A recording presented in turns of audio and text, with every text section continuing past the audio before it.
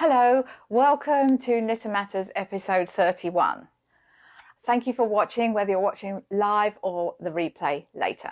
I really appreciate you being here. Welcome to Knitter Matters. I'm Cheryl Lampard. I'm an image consultant with Style Matters International, my company.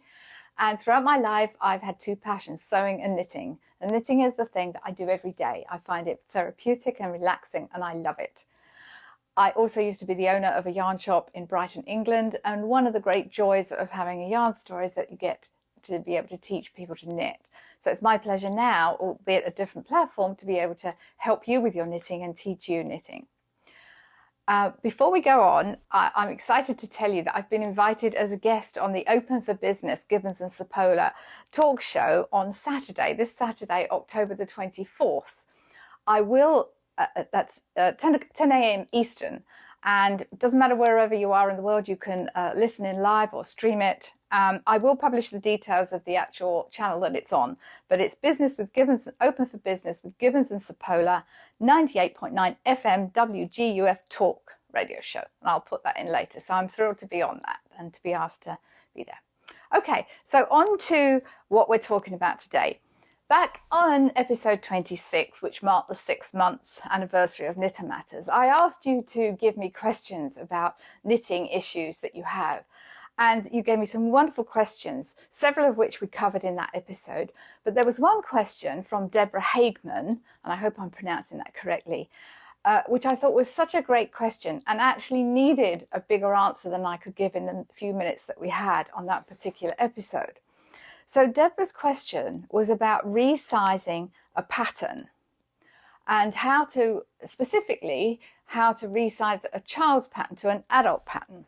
Now, I followed up with Deborah afterwards and said, was it a specific pattern that she had in mind? And she said to me, no, it was kind of just a rule of thumb. Was there a rule of thumb, easy way to do it?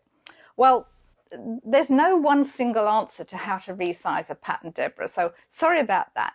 But it doesn't have to be complicated. There's lots of elements that you have to think about, but it doesn't have to be rocket science. You just need to do a little bit of math here and there. And that was never my strong subject, but it can be done. Oh, hello, Kay, and hello, Dawn. I see you've joined us. Thank you so much for joining. I really appreciate that. So, there's lots of reasons that you might want to resize a garment. Let's call it a sweater for ease of conversation. So there's lots of reasons. Maybe the pattern doesn't cover the amount of sizes that you want. Maybe you actually want to make it smaller, sort of reverse engineering. Maybe you want to alter it a little bit because you don't really like the shape. All of these things can be done. You just need to decide where you make those adjustments. But if one word of caution about when you're resizing a child's pattern, there's a couple of children's patterns here. Now, I don't have children, but I've done enough patterns and made enough sweaters for children to know that the body proportions of a child are very different to that of an adult. This little lad here looking very sweet in his nautical sweater, but he's quite young, and you can actually see, you know, the head to body ratio of a child is very different to an adult. As a baby, the head takes up about a quarter of the total body length. As that child gets to 5 or 6 years old, it's something like a 6 head to body ratio. And what that means is the length of the head fits into the rest of the body 6 times. It's only when you get to a teenager of, now this child isn't a teenager, but this pattern goes from a 2-year-old to 11-year-old.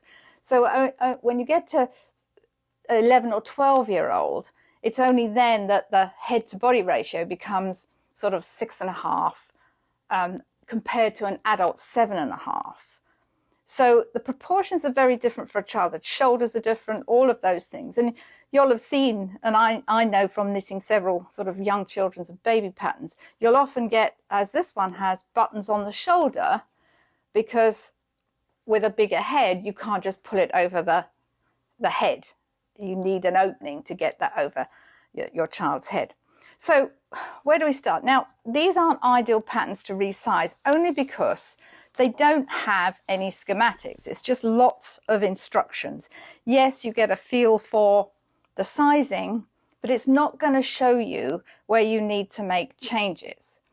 So if you are trying to resize a child's pattern to an adult size, you absolutely need to have a schematic rather than just instructions. I would be very careful about just working off instructions. So you're going to say to me, well, what's a schematic? And I am going to show you. So in its basic form, this is a schematic. We have touched briefly on them before, but a schematic, very important, and you can enlarge. I would recommend, if you're working on a schematic, and all good patterns now really do have schematics. They can be very simple or complicated.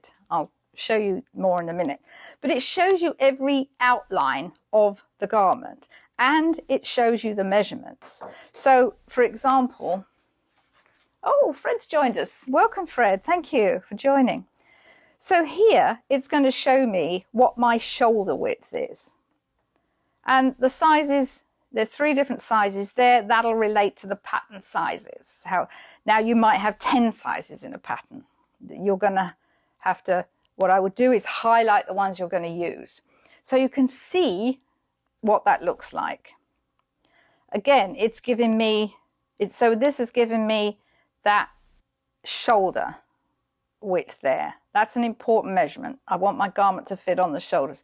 It's going to give me the amount that I need width for the neck. It actually gives me the amount that I need for the armhole. It gives me the full length. It gives me the amount across the chest. This is the finished garment. This is not your measurements at this point. It gives me the width of the hem, because that could be different too. Lots of information here. Also gives me sleeve information as well. I might need to make the sleeve wider or smaller. So it gives me that information. So you need a schematic as your base point. Now, let me show you, that's a very simple schematic. I'm going to show you one which is super complicated here. If the camera can see that, just. So you can see here, every part of this particular garment. It's this jacket here. Very nice jacket, but you've got these godets in the back to give it this lovely sort of flare. And the designer has given us all the information we need. We've got the sleeve, we've got the back, we've got the godets, we've got the front, and even how to put it together. Now that's obviously more complicated. If you're going to alter something like this, you need to really, I wouldn't do that as a first project perhaps, but it's doable. You can do it, but the information is there. That's why a schematic is so important. It tells you everything you need to know to start off with. So let's go back to our basic schematic. Then what do you do? Because, you know, how do I know if that's going to fit me? Well, I would start with comparing a garment that you already have. It doesn't even have to be one that you've made yourself. This is a store-bought garment, but I'm going to, what I would do is lay this flat. Obviously, I haven't got much space here for you to see this, but I'm going to lay this flat. And I would then measure, you know, I know that I like the fit of this garment. I know that it's got some swing to it. I like it. I know how it fits. So then I would just lay it flat and measure each part of that garment. So I would measure the width of the shoulder. It's a bit trickier when you're measuring a fitted sleeve, but it can be done. You just curve your tape measure on that seam line. So then you know. But I can measure down for the length of the sleeve, whatever I need to do. And we can't fit all that into the camera space here. But if you have a garment that you already like, it's a starting point, okay? So compare finished garments with finished garments. It doesn't have to even be a sweater. It's helpful if it is. But you can then write on your schematic or on a, you know, yeah, I would write on your own schematic. You can have the pattern schematic, enlarge it. That's always helpful to use. So then write on your schematic your measurements. Maybe do it in a, or your garment measurement, maybe do it in another color. As long as you know the difference, that's fine. And then you've got something to compare it with. And you might find you actually don't need to enlarge the whole thing. You really don't want to have to do that if you don't have to. It's important that it fits on the shoulder. One One of the most common mistakes is people pick a size for the pattern that's too big for them. So the whole thing comes out too big. Shoulders are important. That's a skeletal measurement. It's the same as when I'm doing sort of sewing pattern fitting classes. It's a skeletal measurement. Shoulders, it's bone structure. Everything else is a flesh measurement. You know, I might have more on the hip, which I often need to enlarge the hip, but that's not a skeletal measurement, that's a flesh measurement. I can enlarge all those, but I don't want it too big on my shoulders. A drop shoulder is fine, but I don't want it halfway down to my elbow. So if I make a bigger size, it's not going to necessarily give me the adjustment that I want. I want to be able to adjust the sweater where I need to. So compare a finished garment with a finished garment. That'll give you a starting off point. You also do need to take your own measurements, or if you're doing it for somebody else. And especially if you don't have a garment that you can compare, you absolutely need to make a note of your measurements and use the schematic to know the measurements that you want. Okay, so you know that you need a shoulder measurement. You know that you need a back neck. You probably need a cross back. This schematic is very simple. It doesn't have a separate piece for the back, but often they do show that, especially if it were a cardigan, it would show the half, a front and then a full back. Might even show collar details, things like that, whatever it is. So use your pattern to guide you for the measurements that you want, okay, or for whoever it's for. Right, then we need to talk about garment ease. I've got, oh, Shanna has joined me. Thank you for joining. This is lovely. Thank you for all joining live. So then you need to think about garment ease. Now, what is garment ease? When a designer creates a pattern, they know how they want the garment to look. They know if they want it to be very fitted or you know, elegantly skimming. They know if they want it to be oversized. So they start usually with a schematic, probably before they even know what yarn they're going to use. They design the pattern and they've built in a certain amount of ease, and then they kind of reverse engineer it to get their swatch. So garment ease, there is a very useful website that I suggest you might all like to have a look at. It's the Craft Yarn Council, and the website is craftyarncouncil.com. I'll make sure I post that later. There's super information on there about all sorts of things. Yes, craftyarncouncil.com. There's advice on how to measure. There's US size charts for babies, children, men, women. There's even head sizes for hats. It's a very useful guideline to print out and keep handy. And it is a sort of industry standard.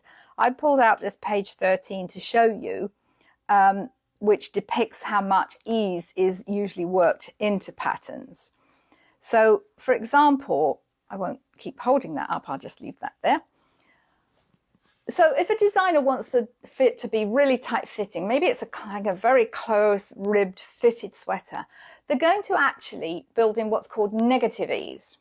So that means it's the body measurement, and it might even be an inch or two less than that. So let's say they're basing this on a 36-inch bust, they might actually create it so the sweater finishes, the finished size of the sweater is 34 inches because it's a sweater, it stretches. They want that really close fit. At the opposite end of that scale, it might be a really relaxed, oversized fit. So it could be as much as the body measurement plus 6 to 8 inches, depending on what it is and depending on the yarn that they're using. So they built that design ease in. So the equation that you need to think about when you're looking at your pattern is its body measurements plus ease, and that's the finished measurement. That's what the garment measures. Body measurement plus the ease. So it's negative ease if it's really close fitting, it's positive ease for most other things. Yes, let me show you this pattern here, for example, which I know I've shown you before. But this cabled bolero pattern, for example, this pattern, the designer Nora Gohan, who I love her designs, she's done it in small, medium, large, extra large, and she said that the size on the model is a size small, but she's also told us that the bust, when it's closed, the sizing that that is for the actual measurement, the knitted measurements. Okay, so if I want it to finish out at say 39, because I maybe want a little bit of ease, I'm going to do that third size in. But she's also put an asterisk there that said the finished bolero is loose fitting. Okay, so for a tighter fit, you need to either change the gauge or do a smaller size. That's helpful for me to know, because otherwise I could do all this and then find it too big. So she's actually put that helpful tip in there. Another thing you can do is to go on Ravelry and see if other people have done the pattern. Ravelry is a very helpful site for knowing what other people have done, and very often you'll see that they say this came out perfect fitting, it came out a little loose, next time I do it I'll do a smaller size, whatever. And that's helpful for the designer too, because although they test knit them, it's only when different people of different sizes do it that they know for sure how it's working out. So a really good designer like Nora Gohen, she'll amend that, or she'll tell you how it's going to fit, so that you have the option to change the size if you want to. So we've talked about the garment ease, we've talked about body measurements. Now we need to talk about stitch pattern. You also need to think about the stitch pattern you're going to use. So this particular sweater that's not yet finished, this stitch pattern, of course I gave myself a real task on this one. Let's get that out of the way. I gave myself a real task on this one because I decided this was a sweater pattern for an old one, but I like the stitch pattern, but I didn't want it as a sweater. I wanted to make it as a tunic style without sleeves. I still want the V-neck, but I was going to alter various things, but I like the basic concept of that. There's a very tiny little schematic on the back of this one, on the second page of the pattern. Tells me a little bit, but unfortunately it doesn't give me any measurements there, so that's not helpful. I kind of had to work this out on my own, this one. A schematic is only really useful if it's going to give you the measurements. That's not a helpful one, but it is an old pattern, so they didn't always put schematics on those then. But let me show you my scribbles, and I'm not very proud of these scribbles, but they are what they are. I have put my pointer down. There it is, thank you, sorry. So I know my stitch pattern. When I altered this, I know that I needed my neckline where I stopped for my neck. I needed that to be where I've got one of these leaf patterns. I don't want it kind of over here. This had to come up centrally. So however I worked out how I needed to add my stitches on, I had to do a gauge, and we'll come to that in a second. So then I had to work out how many stitches I needed either side to place that in the middle, and how many I needed to add on at the bottom, because I needed a bit more on the hips, as I often do. That's no problem. So what I worked out, and this isn't the best kind of working out, but I kind of did all sorts of scribbles sitting on my sofa as I was going along. I don't recommend working it out as you go along, but I kind of had my work cut out here because the stitch pattern repeat, and I think it's 18 stitches, can't quite remember now, whatever it was. But it also changes stitches every row for the length of the pattern, which is 28 rows. So I really had to work this out, and I got myself a piece of ratio graph paper and I sort of plotted it out. I found it easier to just work it out on a piece of paper like this. I'm a visual person, so the numbers weren't really making sense for me. And then to add on however many stitches I needed, so I could get, you know, a full, this kind of twiddly cable in the middle at either side. And I didn't want it loose fitting because it's a tunic, so when that's blocked, it's going to be the right size. And then what I did was sort of shape it in at the sides a bit, because I didn't want it going straight up, all the way up. I wanted to shape that in. And I'm fine with that. I'd rather cast on and have a bit more at the bottom and then shape that in at the waist, because I prefer it like that. And then again, I had to shape out for the armhole. So you need to think about your stitch pattern, how that's going to affect the design. And I couldn't have chosen perhaps a more complicated one, but I did. And, you know, I did it on a scrappy bit of paper. I should have planned that better, but nevertheless, it worked. I got the result that I wanted in the end. So, stitch pattern, that's something you need to think about. Shaping, think about where you want the shaping if it's different to the schematic. Do you want it to go up straight and down? Do you want to shape it in? A little bit of shaping at the waist can be very flattering, and I like that. You might not like that. That's just fine. What else do we need to do? Swatching. Now, I know you're all groaning at this point. Nobody likes doing swatches. I know that. But you need to learn to love your swatches. And actually, it's a really good thing to do. And if ever you needed to do swatches, this is when you need to do them. For the very reason, if you're doing a different yarn even. Again, I know you've seen these before, but this is one type of yarn, this is another. Swatch is completely different. It's the same pattern, but it looks different. It behaves differently. This is a cotton yarn. This is a wool yarn, and it's thicker. Okay, they're very different sizes, but this is much more defined than this is. So you need to swatch in the yarn that you're going to use. Okay. Now, the other thing with swatching, the gauge that's listed on the yarn ball band is only a guide. It is not written in stone. It is only a guide. And the thing is, the designer has always, when they set the gauge, they use a blocked swatch. And okay, I'm going to ask you a question. I've got to go back. I'm going to ask you a question here. How many of you measure your gauge while the knitting is still on the needles or it's come straight off the needles? Now, you don't have to answer that. There's no judgment. If you're willing to do that, good for you, because there's no judgment. We've all done it. Well done for admitting it if you have. We've all done it at one time. And you might think, well, that's okay. My gauge is perfect. It's actually working out exactly as the pattern says. But here's the thing. It's not, because that's not how the designer did it. The designer, when they did their gauge, they worked out the gauge, they blocked it, and they measured it. Now, these two pieces of knitting are exactly the same, and we did this thoroughly when I did the blocking episode a way back. But I've sort of unblocked it. You can never really unblock it. But what I did last night was just wet that and let that dry overnight exactly as it was. So let's just say that's on my needles. That's pretty much how it looks on the needles or when it's just come off. So I decide, well, this, you know, I'm going to measure this with my gauge. I'm going to add, oh yeah, that's right. But it's not. Look how different that is to here. That's a huge difference. Just in a small piece like that, you can see there's a massive difference here. There's at least an inch there. In fact, what is that?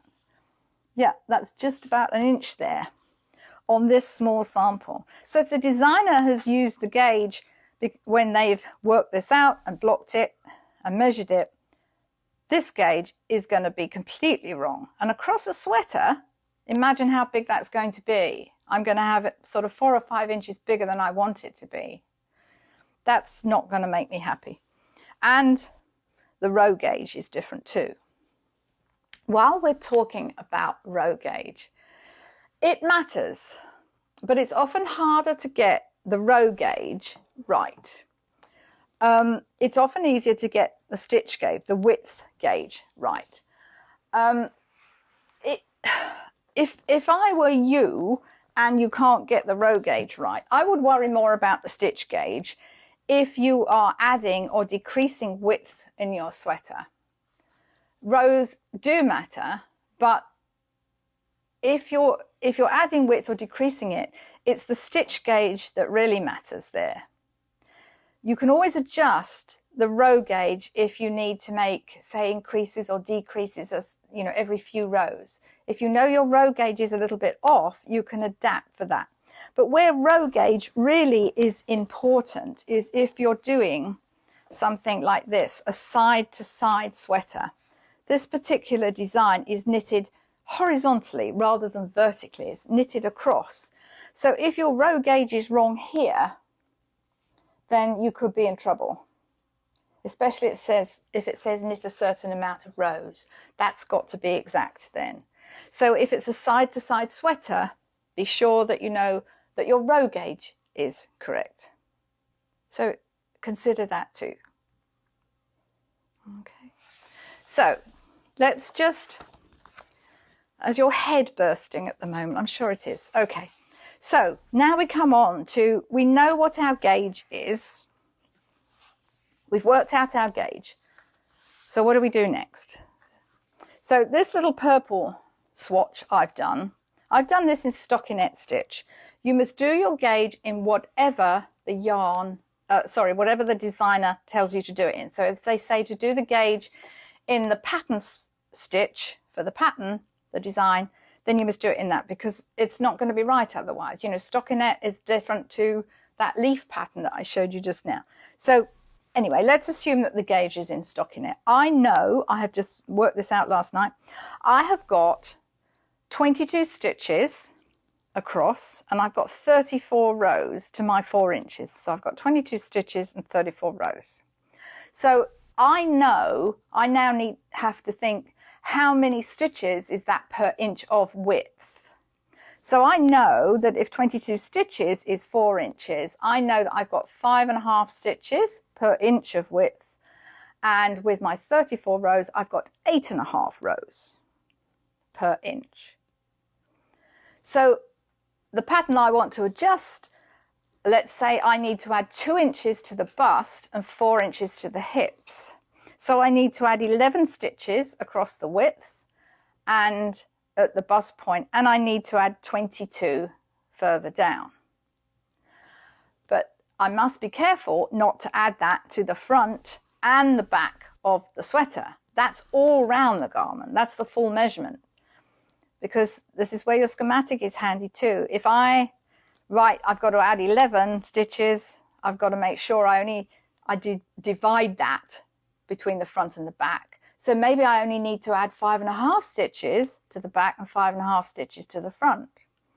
And for the hips, I need to add 11 stitches on the front, 11 stitches on the back. Otherwise, you're going to get a garment that isn't, you've adjusted it, but it's come out far too big or maybe way too small. So do remember that's across the whole circumference of the garment, if you will. And if you've got the schematic that just shows you one piece, as that did earlier on, you need to then double that measurement, remember. That's why it's handy if they give you a front and a back. But you must remember you've got to add that on, okay? And I would rather just cast on a few more stitches at the hemline to and make it smaller as I go up, if that's what I need to do. So when you're working this out, take your time. Don't think you necessarily need to fix the whole garment.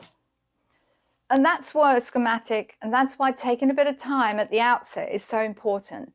Because it's not as onerous maybe as you think. Maybe it's only I need to add at the bust and the hips or the chest. Maybe I need to add a bit on the sleeve. So before we finish, what are the adjustments that are easy to do and the ones we should really avoid? So the easy ones are length. That's really easy to adjust length, whether it's a sleeve or the length of the garment. Just knit more rows, knit more inches. Super easy to add. Not so easy are things like necklines and collars, anything that needs a major change. I'm sorry, I'm just looking at some notes because I've been talking so much today, I didn't want to forget anything. Necklines, collars, where you have a stitch pattern that change, you may just have to recenter the neckline. The armhole may well be fine, but you may have to reposition the neckline. But if you're adding on evenly both sides, maybe not. Just think about if you've got to do adjustment to the neckline, as I did in my tunic sweater. I made the V-neck deeper. There's no collar on that, but if there were, I would have to adjust the collar accordingly. So you need to think about that because you might need more stitches to pick up than the pattern says. Where it gets really challenging are things like if you're altering, this is a very strange looking little miniature sleeve, but you don't want to have to start messing with the sleeve cap. It can be done, but if it's a shaped set-in sleeve, altering the sleeve cap, yeah, that's a tricky, more advanced thing. So I would avoid doing that on the first thing that you resize. Maybe go for something that's got a, an easier sleeve to deal with, something that's, straight across like that. So it's a slightly drop shoulder rather than a really full set-in sleeve. Because otherwise, if you've got to mess with something like this on your first attempt, you'll never ever want to do an alteration again. So that was a lot, I know. If there's anything that you think, I don't know what she said there, please just put it in the comments below. I will get back to you afterwards. I will also put some information about how to change your gauge if you need to. What else will I put in there? I'll put in the Craft Council website details too. It is a lot, but if you take your time and just do it a bit at a time, and if you get bogged down, as I often do, with calculations, it's like leave it for a while and go back to it. You find that your brain works better than otherwise. You just get bamboozled. I do anyway. And as we know, you save yourself a bit of preparation at the outset. You'll save yourself hours of work and time later on. And you'll save yourself probably some cuss words too, because as we know, there is no swearing in knitting, except when there is. So before we go, next week we're going to start on, you might notice that Mabel behind me is wearing a rather lovely cardigan, and that's called the Carefree Cardigan. That's a project we are going to be starting on in the next week or so. It's from a kit by Mary Maxim. I've got to bring it over here, okay. It's from a kit by Mary Max. Where do you want this? Back. Okay. Cameraman. I'm not doing the right thing for him. So it's a kit by Mary Maxim. And don't forget that our friends at Mary Maxim offer this kit, I believe, is $24.99. The pattern or the yarn. But don't forget whether you choose to go this route or not. We'll be doing this as a project because there's certain things I want to show you. And I know you like to knit a project. Oh, sorry, that's my blocking wires that have just tumbled over. That's what that funny noise was. Don't forget also, our friends at Mary Maxim are offering a 20% discount for the highest price item in your cart. They've got some yummy things at the moment and all sorts of goodies coming up to the holiday period and Christmas. So if there's anything you want there, don't forget to put the promo code in, Cheryl. That's easy enough to get your discount. If you don't put the promo code in, you won't get it at checkout, but put that in and you'll get 20% off the highest priced item.